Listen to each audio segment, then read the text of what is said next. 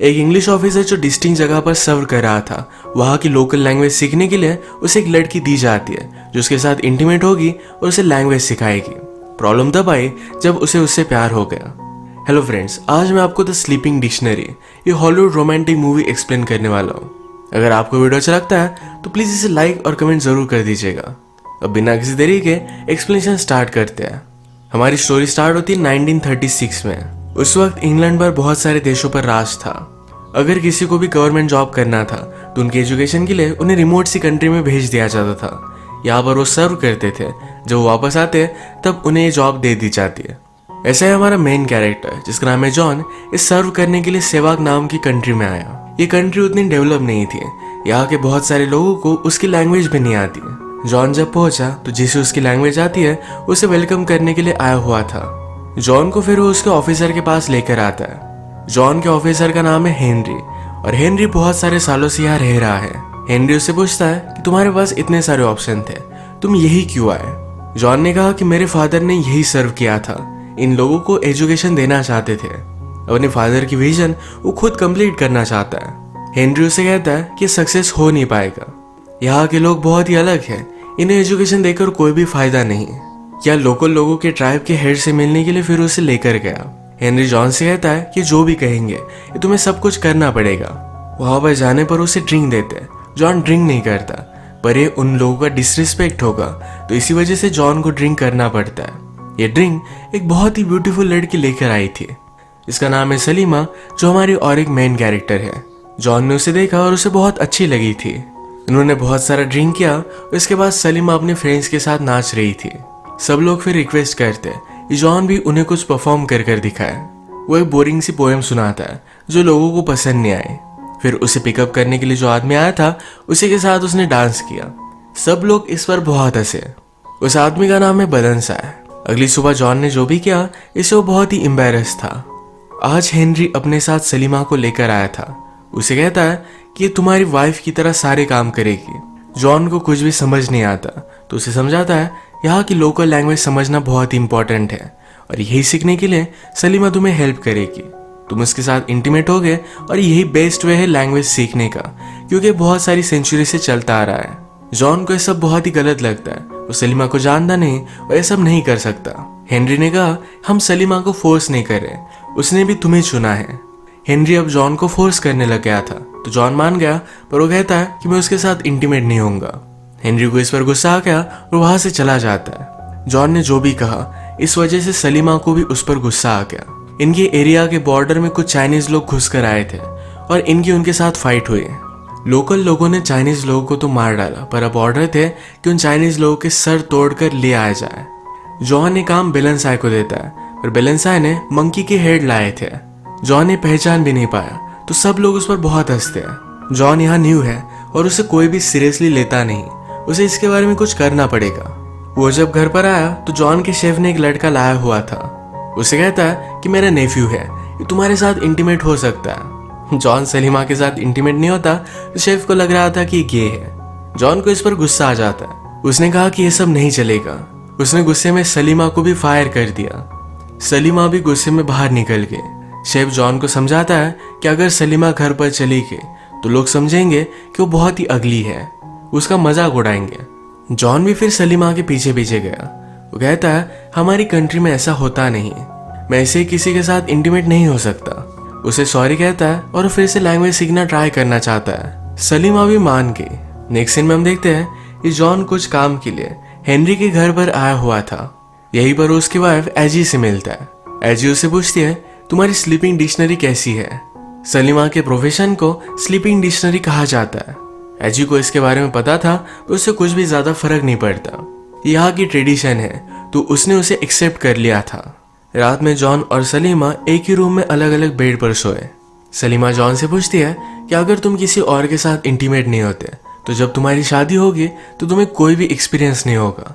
John मजाक में कहता है कि मैं जरा क्लासेस कर लूंगा। जॉन उससे पूछता है कि तुमने मुझे चूज क्यों किया। सलीमा कहती है बाकी सब लोगों से तुम बहुत अलग हो। अगले दिन फिर से लोकल लोगों से मिलने के लिए जॉन गया हुआ था। वो अभी भी उसकी कोई भी बात मान नहीं रहे। वो कुछ बच्चों को पढ़ा रहा था और बेलेंसाई को इसमें कोई भी पॉइंट नजर नहीं आता। जॉन उसे कहता है कि मैंने सुना कि तुम अंडर वाटर बहुत टाइम तक रह सकते हो, तुम उसके चैंपियन हो। बेलेंसाई कहता है कि हाँ, तो जॉन उसके साथ अब कंपटीशन करना चाहता था। सारे लोग इसके लिए बहुत ही एक्साइटेड हो गए। ये दोनों पानी में गए। थोड़े टाइम बाद बेलेंसाई ऊपर आ गया और जॉन अभी भी पानी के नीचे ही था। वो लास्टली बाहर आया तो ये गेम जीत चुका था, पर उसके पास ऑक्सीजन सिलेंडर है। यहाँ के लोगों को ऑक्सीजन सिलेंडर के बारे में कुछ भी पता नहीं, तो सब लोग उससे डर जाते हैं। जॉन ने बेलेंसाई को हराया तो उसकी सारी बातें मानने लग जाते हैं। आज रात सलीमा जॉन को चिल्ड्रन की बुक से पढ़ा रही थी, जो लोरी सलीमा गा रही थी। जॉन के फादर जब वो छोटा था तो यही उसे सुनाया करते थे। सलीमा कहती है, मेरे फादर भी यही मुझे सुनाते थे। वो जब 4 साल की थी तभी उनकी डेथ हो गई थी। यही लैंग्वेज सीखते सीखते उसे हाथ, नेक, इन सारे बॉडी ऑर्गन्स के बारे में सिखा रही थी। एक दूसरे को टच करने लग गए और फिर इंटीमेट हो जाते हैं। इसके बाद ये बार बार इंटीमेट होने लग गए। एक रात इंटीमेट होने के बाद सलीमा यहाँ से जा रही थी। जॉन कहता है, मेरे बेड पर ही सो जाओ। सलीमा उसे कहती है कि हमारी ट्रेडिशन है 2 लोग 5 रात तक एक साथ उठे तो उन दोनों की एंगेजमेंट हो जाती है। तुम मेरे साथ एंगेजमेंट नहीं चाहते। अगली रात हेनरी ने जॉन को अपने घर पर बुलाया था। हेनरी की बेटी अपना एजुकेशन कंप्लीट करके इंग्लैंड से वापस आई थी। ये सब एक साथ डिनर कर रहे थे। हेनरी की बेटी का नाम है सिसिल। सिसिल इंग्लैंड में यही के लोकल लोगों पर रिसर्च कर रही थी। वो बातों बातों में कहती है, यहाँ पर बहुत ही अजीब से ट्रेडिशन हुआ करते थे। कोई न्यू ऑफिसर आए तो लैंग्वेज सीखने के लिए उसे एक लड़की दी जाती थी। सिसिल को पता नहीं था कि आज भी यही ट्रेडिशन चल रही है। सिसिल वंडर करती है कि उन दोनों में या कोई भी फीलिंग्स डेवलप होगी।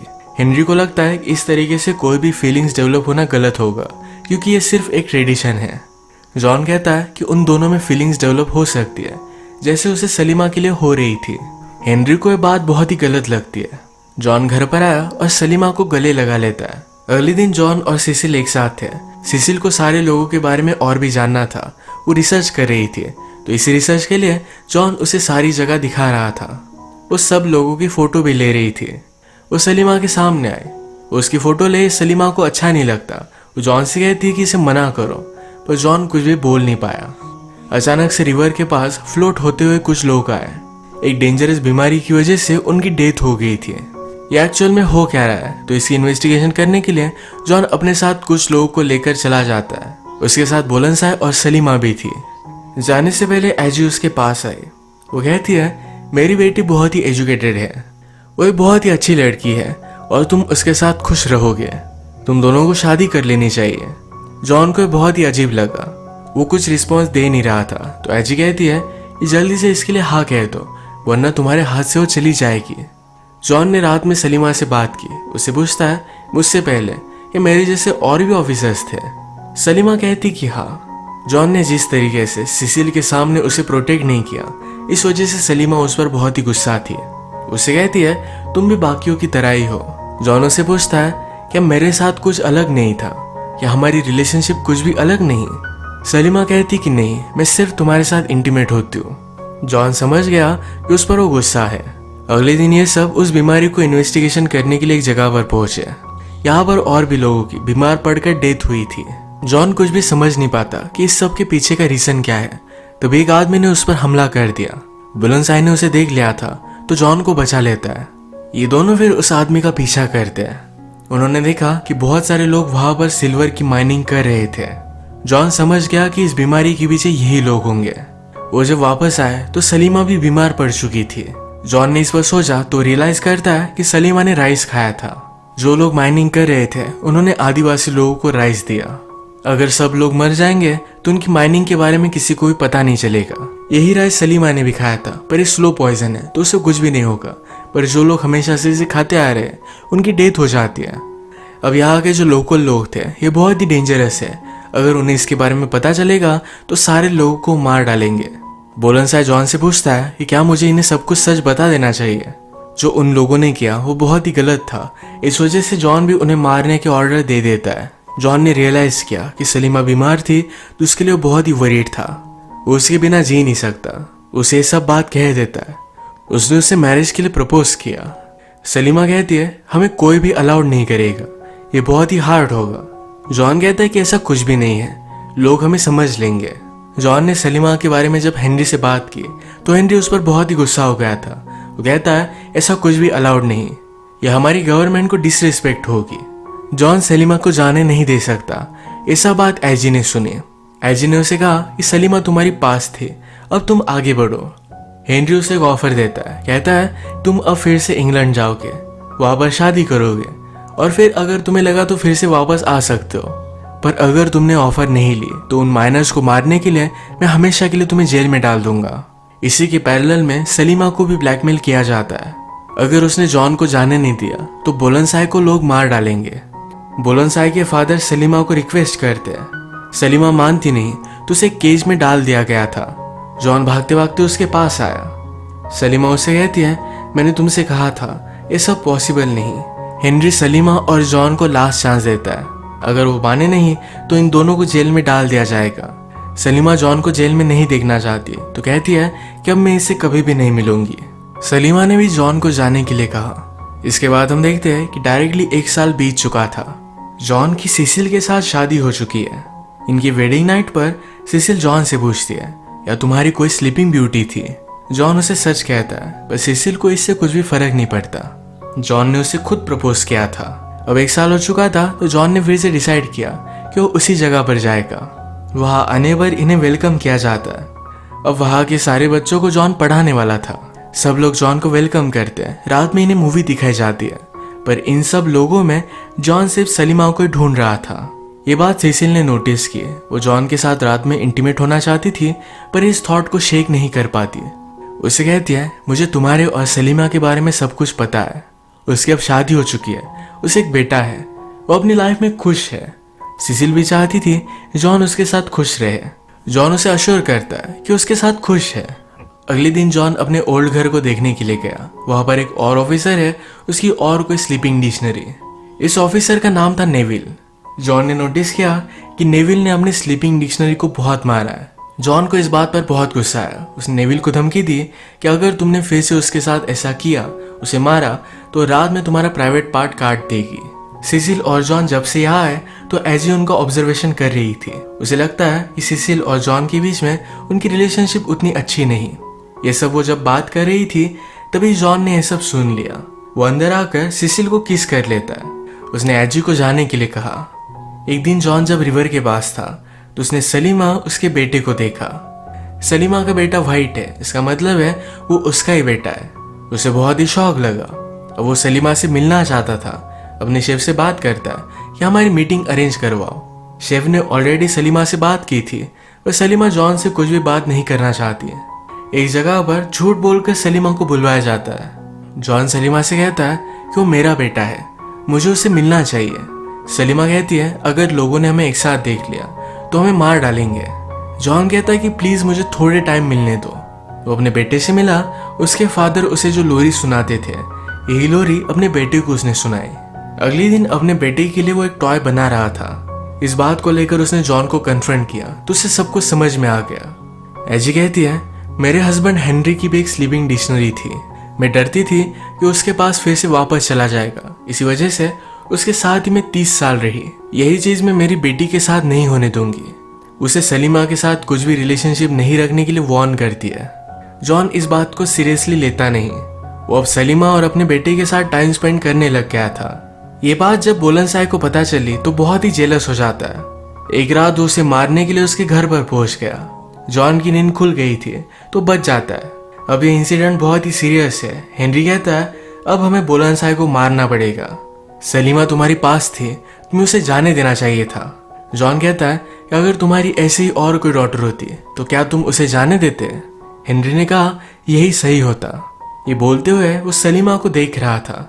इसका मतलब है सलीमा हेनरी की बेटी है। हेनरी अपनी वाइफ की वजह से सलीमा को कभी भी अपना नहीं पाया। अब नेक्स्ट सीन में बुलंदशाह को पकड़कर ले आ जाता है।